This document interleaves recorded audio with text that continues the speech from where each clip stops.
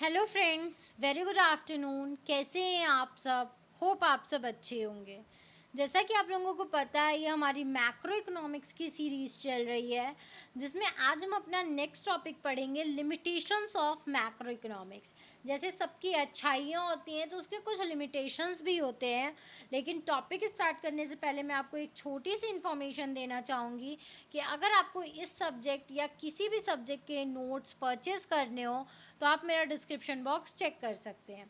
तो आइए हम अपना टॉपिक स्टार्ट करते हैं। हमारा टॉपिक है लिमिटेशंस ऑफ मैक्रो इकोनॉमिक्स। सबसे पहले मैंने एक चार्ट्स के थ्रू इसको बनाने की कोशिश की है आपको समझाने की। मैं एक मिनट जूम आउट करती हूँ ताकि मैं आपको ये चार्ट दिखा सकूँ। ठीक है, आप ये चार्ट देखो, इसके क्या क्या लिमिटेशंस होते हैं। मैंने इस चार्ट्स के थ्रू दिखाने की कोशिश की है। पहला लिमिटेशंस होता है टू मच जनरलाइजेशन। सेकेंड होता है कंसीडर्ड एग्रीगेट्स एज होमोजेनस। फिर होता है थर्ड वन होता है misleading and difficult aggregation. Next one होता है हमारा निग्लेक्ट इंडिविजुअल कस्टमर्स। फिर होता है faculty of deductive interference. Next होता है हमारा स्टैटिकल कॉम्प्लेक्सिटीज़। नेक्स्ट वन होता है हमारा अननेसेसरी एग्रीगेट्स वेरिएबल्स। और फिर होता है हमारा कॉन्सेप्चुअल कॉम्प्लेक्सिटीज़। ठीक है, ये चार्ट में दिखाने का मेरा सिर्फ और सिर्फ एक ही मोटिव है, ताकि आपको चार्ट बनाना एग्ज़ाम में आए, आप चीज़ों को समझो कि एक्चुअली में चीज़ों को प्रेजेंट कैसे किया जाता है, और आपको जो मेन पॉइंट्स हो वो याद हो जाएं। आप एक्सप्लेन तो उसको खुद भी कर लोगे अगर आप समझे रहोगे तो चीज़ों को। ठीक है, तो जैसा कि हमारा फर्स्ट पॉइंट था, कंसीडर्स एग्रीगेट्स एज होमोजीनस। ठीक है, तो फर्स्ट पॉइंट का मतलब है the individual data may not similar in structures और composition, thus when such single figures are compiled to get an aggregate value it may not seems to be that useful. ठीक है, जैसा कि हम लोग जानते हैं इंडिविजुअल डाटा जो होता है वो सेम नहीं होता। जो स्ट्रक्चर्स और कंपोजिशन हमने बनाए हुए होते हैं वो हमेशा सेम नहीं होते इंडिविजुअल के data.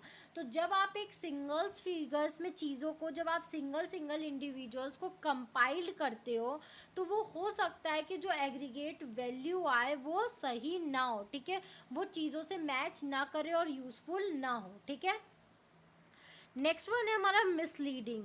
The extensive application of the macroeconomics measures seems to be an irrelevant when aimed at 100% result। ठीक है, देखो इसका क्या होता है, मैक्रो इकोनॉमिक्स का जो एप्लीकेशन होता है वो हर जगह होता है और बहुत बड़े लेवल पे होता है। ठीक है, तो जब लोन क्या कर लेता है, एम बना लेता है कि हमें 100% ही रिजल्ट लाना है, तो हो सकता है इसका बहुत जगह क्या किया जाए, गलत तरीके से इस्तेमाल भी किया जाता है। ठीक है, नेक्स्ट वन है हमारा fallacy of deductive interference.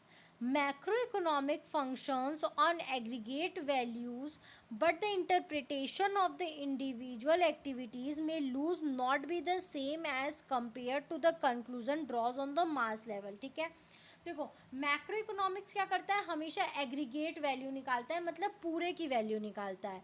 लेकिन जो इंटरप्रिटेशन होता है इंडिविजुअल्स एक्टिविटीज़ का वो हमेशा सेम नहीं होता है। ठीक है, और जब आप क्या करते हो, इंडिविजुअल्स की इंटरप्रिटेशन को आप एक जो कंक्लूज़न आपने ड्रॉ किया है मास लेवल पे, बड़े लेवल पे, जब आप उसको उससे कंपेयर करते हो तो वो कभी कभी सेम नहीं आता है। ठीक है, नेक्स्ट वन है हमारा कॉन्सेप्चुअल एंड स्टैटिकल कॉम्प्लेक्सिटीज।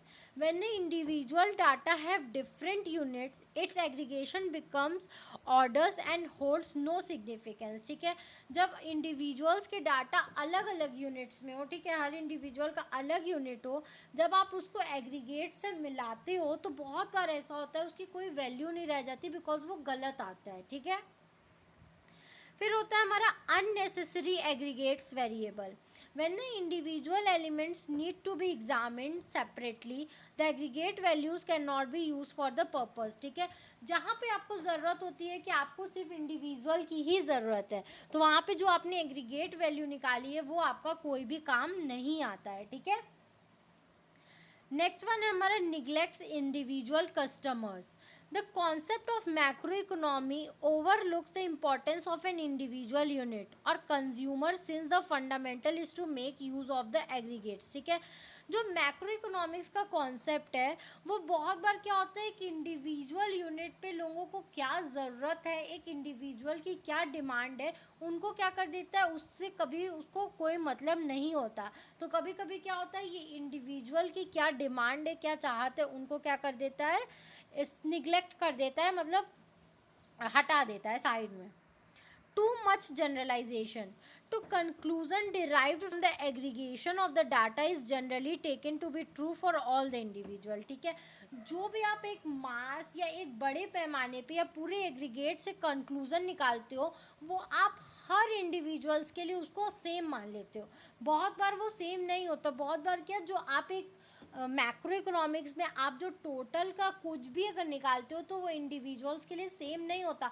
आप क्या कर देते हो, बस एक कंक्लूजन निकाल देते हो कि ठीक है सबकी 10-10 रुपये इनकम मान लेते हैं, लेकिन हो सकता है कोई उसमें से 8 ही कमाता हो, कोई 5 ही कमाता हो, कोई 4 ही कमाता हो, लेकिन आपने क्या बोल दिया, 10-10 सबका बोल दिया। तो वो बहुत बार इंडिविजुअल लेवल पे सेम नहीं होता है, सही नहीं होता। ठीक है, और वो लोग सही मान लेते हैं। तो ये टॉपिक हमारा यहीं तक था।